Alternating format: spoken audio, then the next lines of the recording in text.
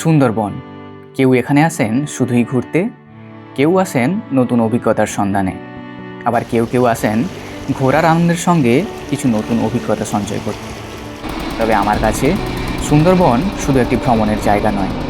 এখানকার নদী, ম্যানগ্রোভের জঙ্গল, নিস্তব্ধ প্রকৃতির পাশাপাশি এখানকার মানুষের আন্তরিকতা আর মিশুকে মনও আমাকে বারবার টেনে নিয়ে আসে এই সুন্দরবনের বুকে। বড় রাক্ষসখালী দ্বীপের ছোট্ট গ্রাম গোবিন্দপুর আবাদ। গত পর্বে দেখিয়েছিলাম এই গ্রামের কিছু সৌন্দর্য আর কিছু অজানা গল্প, আর আজকের এই পর্বে সেই গল্পই আরও একটু এগিয়ে নিয়ে যাব। থাকছে সুন্দরবনের আরও কিছু অপূর্ব দৃশ্য, গ্রামের মানুষের সঙ্গে কিছু সুন্দর মুহূর্ত, আর এমন কিছু অভিজ্ঞতা যা হয়তো এই যাত্রাটাকে আপনার কাছেও একটু অন্যরকম করে তুলবে। চলুন আবারও ফিরে যাই গোবিন্দপুর আবাদের পথে।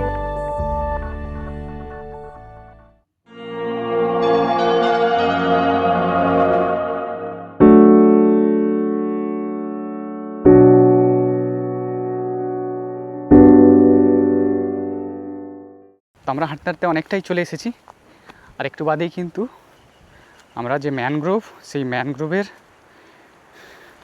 শেষ হয়ে যাচ্ছে জঙ্গলটা, আর তারপরেই শুরু হচ্ছে যে নদীর যে ফাঁকা জায়গাটা, সেটা আপনাদেরকে আবার দেখাবো। নদীমাত বেশ উঁচু, আর কি হাওয়া হচ্ছে এখানে, এই দেখুন।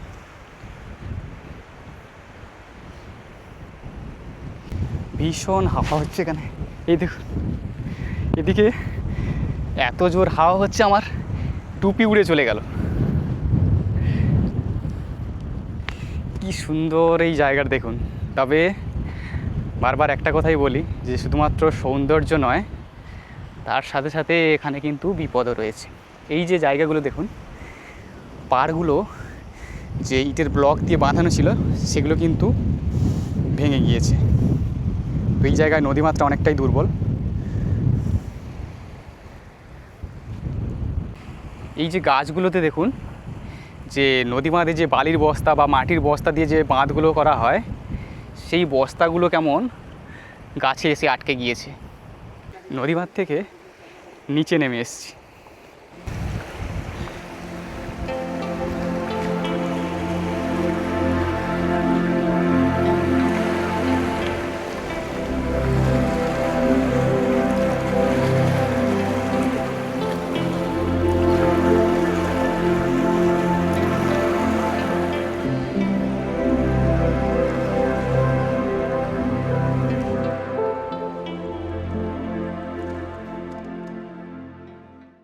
এই হচ্ছে সুন্দরবনের পরিস্থিতি। সুন্দরবন মানেই যে সবসময় সুন্দর তা কিন্তু নয়। আমার আপনাদের কাছে সুন্দরবন অনেক সুন্দর লাগতে পারে, তবে এখানকার স্থানীয় মানুষদের কাছে কিন্তু বেশ ঝুঁকিপূর্ণ। চারিদিকটার কি অবস্থা দেখুন। তবে নদীর এই জায়গাটায় কিন্তু প্রচণ্ড ঢেউ লাগে। নদী বাঁধ মোটামুটি পাইলেন দিয়ে বা উপরে যে নদী বাঁধের যে চট, সেটা দিয়ে কিন্তু মোটামুটি ঢাকা রয়েছে বা সুরক্ষিত রয়েছে। তবে এই জায়গায় যে ঢেউয়ের পরিমাণ কতটা লাগে, সেটা নদী বাঁধের এই বর্তমান অবস্থা, তাছাড়া এই যে ইটের যে খোয়াগুলো রয়েছে, এগুলো দেখেই, ইটের টুকরোগুলো দেখেই বোঝা যাচ্ছে নদীর এই জায়গাটায় কী পরিমাণ জলের যে ঢেউ লাগে। তবে চারিদিকের এই নদী, গাছপালা আর আকাশে সাদা মেঘ, এই সব মিলিয়ে প্রকৃতিটা বেশ সুন্দর দেখতে লাগছে। চলে আসতে পারেন এই সমস্ত জায়গায়, একটা আলাদাই অনুভূতি, একটা আলাদাই অভিজ্ঞতা আপনারা সঞ্চার করতে পারবেন।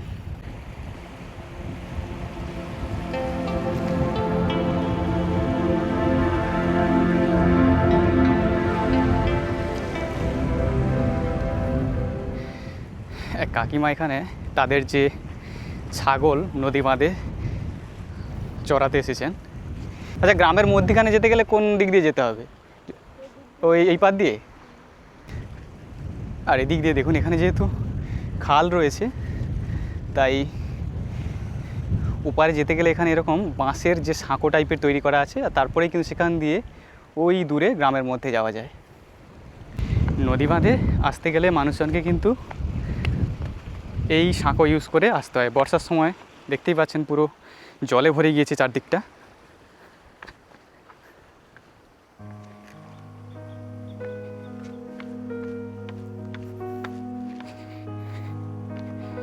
কীভাবে যাতায়াত করতে হয় দেখুন।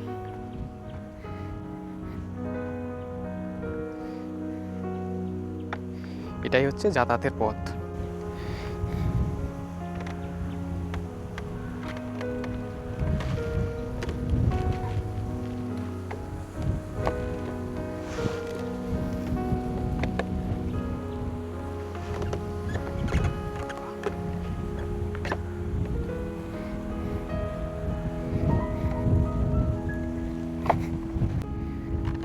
দাদা সবসময় এটাতে জল থাকে এরকম?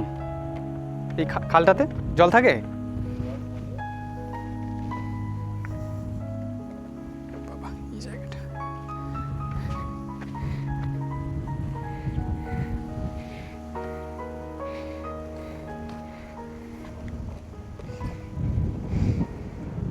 কীভাবে পারাপার করতে হয় দেখুন।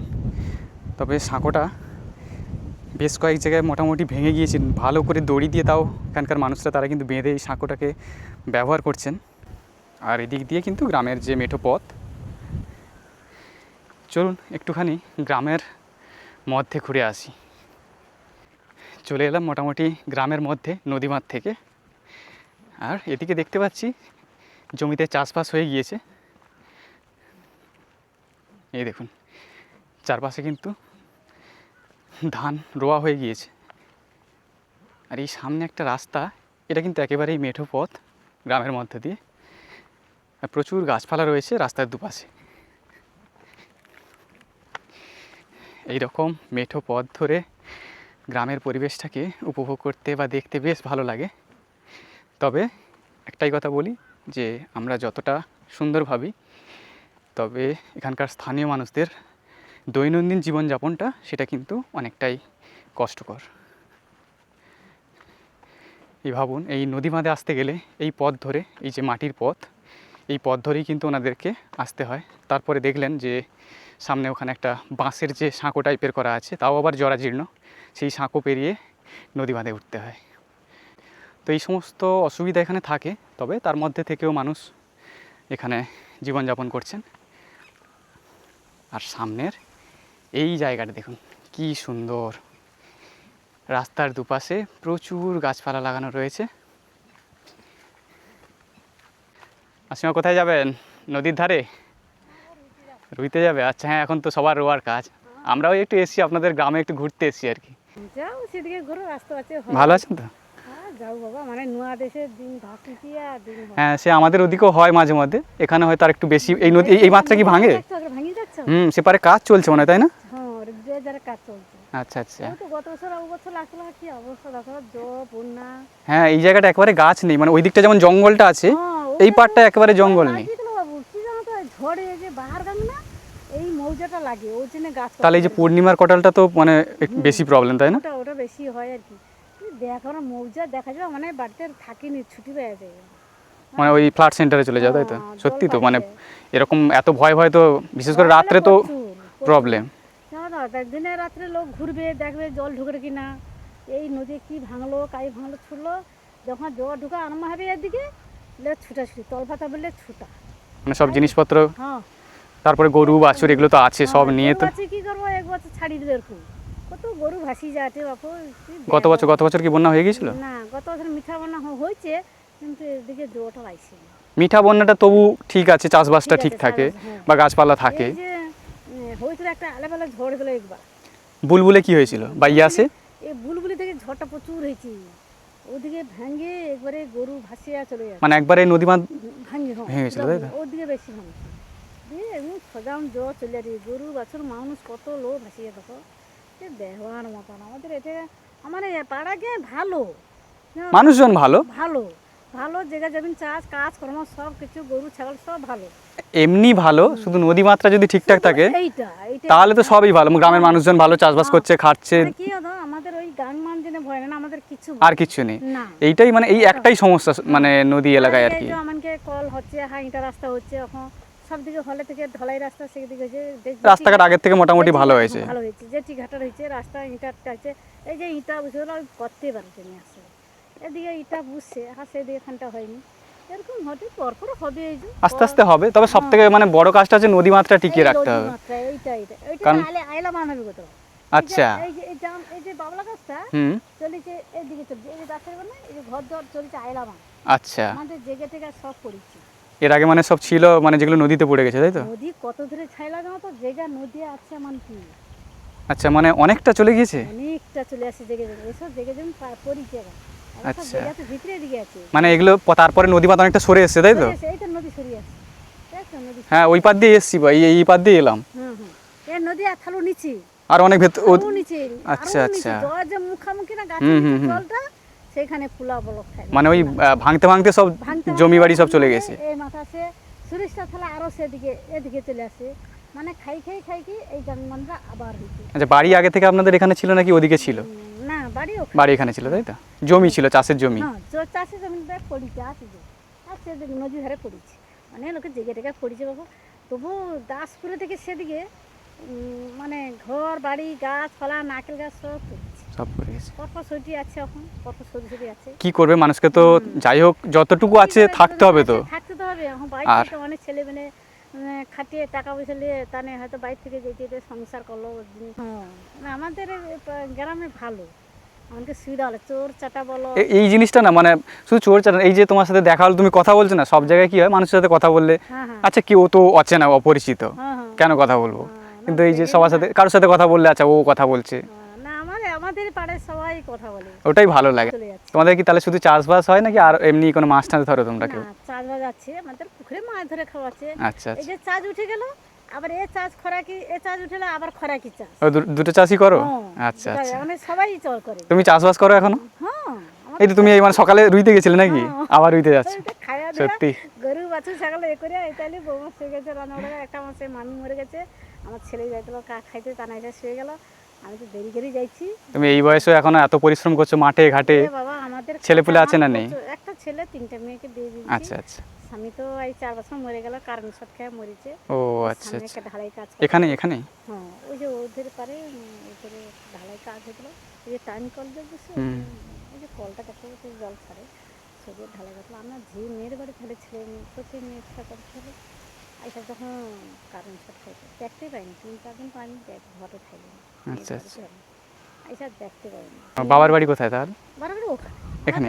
আচ্ছা, আচ্ছা, আমার ঝির বাড়ি ওখানে আছে। আচ্ছা, আচ্ছা, ছোট মেয়েটাকে কাজ দিয়ে দেওয়া হয়েছে, বড় মেয়েটা বখাই তো এতে দেওয়া হয়েছে, আর ছেলেটা করছি বিয়ে করছি 14 নম্বর, হ্যাঁ ও করা হয়েছে।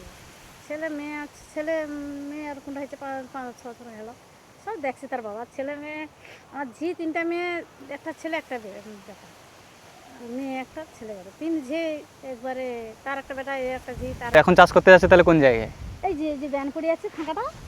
ও আচ্ছা, আচ্ছা, ওই যে দূরে দেন। হ্যাঁ, আচ্ছা, আচ্ছা, 1 বিঘা রুয়া হচ্ছে, সবে আরম্ভ করছে কাল থেকে। ব্যান এই যে কদিন বর্ষা আলা চাপিয়ে আলা, বর্ষা মানে খুব বর্ষা হচ্ছে, মানে প্রায় 2-3 সপ্তাহ তো বর্ষা চলছে টানা। লোক তো রুইতে না, এই যে কদিনে লোক রুইছে, লোক টলে এই যে রুইছে গা, আর রুয়া হয়নি, আর সব লোক লিয়া রুয়া। এটা কদিন আগের রোয়া এই রোয়াটা?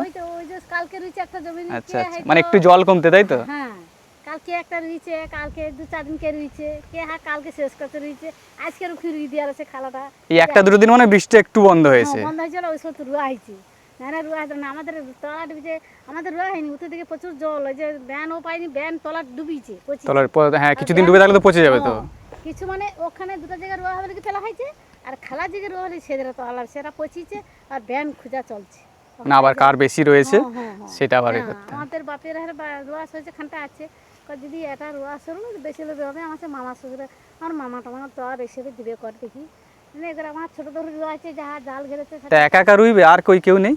ছেলে না, কো নেই, আমি একা তো। একা কত, এটা কতটা রয়েছে? ওটা 1 বিঘা রোয়া হয়েছে। 1 বিঘা ওই তুমি আর তোমার ছেলে মিলে দুজনে রুইছো? ছেলে একলা, মানে একলা ছেলে কত পাইছে না, এই তো 10টার দিকে আসছে, একলা জানুয়ারি থেকে টাকা 10টার সময় আসে, ইট বোট কাজ করে, এটা বলতে যায় বালি। তাহলে তুমি একা একা পুরো ওই যে আস্তে আস্তে করে রুইছো নাকি? আস্তে আস্তে করে রুইছি, কি লোক পাইনি, ওরকে আমাদের পরিশ্রম, হ্যাঁ জানি তো, চাষের কাজ মানে ঘুরিয়ে খাইনি। এই যে চা বাজ উঠে এলে এবারে লোকে হাজিরা কাজ করতে যাইছি, কার উঠি এই ধান পাকালে কার বদল বদল কাজ করছি, তাদের লাগিয়ে দিয়েছি, আমাদের লাগিয়ে দিয়েছি। তাহলে কি হলো, মজুরিটা দিতে হলো না, হাজিরাটা দিতে হলো না। হাজরা প্রচুর প্রচুর 500 দাম। টাকা 600 টাকার হাজরা। হ্যাঁ, আমি মনে বদল বদল কাজ করছি, এবছর কাজ করতে যাইনি। টকা বাইরে কাজ কাটে, বৌমা অসুস্থ মতন। এই যাহা রুইটি টুকুটুকু করে কি করো, লোক নেই পেলে ঝাউ রুই খালা ব্যান পাইনি, লোকের রুয়া হেলে হ্যাঁ, বেশি নিজের হলে- চাষের জমি আছে, চাষবাস আমাদের এধারে সবাই লোকের চাষ, সবাই জীবিকা। সবাই মোটামুটি ওই দুটো চাষই করে, তাই তো? গরিব বলো বলো সব চাষি, কে বন্ধে গেলাতে, কার হয়তো অভাবে টাকা দরকার, যে যা বন্দি যারে টাকা দেয়টি, বন্ধেকে 2 বিঘা 5 বিঘা, ছোটো দেউরকে 3 বিঘা 4 বিঘা যে এদের বন্ধে গেছে। কে ঠিকাখানা 500 টাকা 5000 টাকা 4000 টাকা বছরে। ঠিকাখানা। তার আমি চাষ করলে ধান লিলি তার জায়গা দিয়ে দিলি, টাকা পয়সা দিতে হয়নি। আর কিছু চাষ করো নাকি, মানে সারা বছর আর কিছু ধান চাষ বাদে কিছু করো? হ্যাঁ, ধান চাষ হয়তো, না ধান চাষ বাদে অন্য ধান চাষ হবে, খরাকি চাষ হবে, এই যে লঙ্কা বাগান। লঙ্কা বাগান করো? হ্যাঁ, লঙ্কা সবই বাগান তুমি ছেলে আর দুজনেই খাটো? হ্যাঁ, টাকা বাইরে থাকে, যখন তখন দিলে রইতো, আবার মিলে রয়ে, আবার বোটে ঢুকে এলো।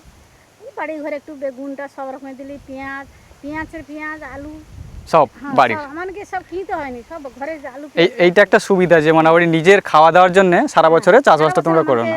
এই যে আমাকে হলদি কিনতে হয় না, এই যে বাড়ি এই যে ও হলদিটাও চাষ করো? এই যে হলদি ও, এই যে কলা বাগানের এই জায়গাটায়? হ্যাঁ, সেদিন হাজি যা হলদি গাছ চাষ দেখার, আমার পুকুর আছে। ও আচ্ছা আচ্ছা। এই যে পুকুর আমার, এই যে বাড়ি উঁচা আছে, এই যে ঘাস হয়েছে, গরু ঘাস কেটে দেবো।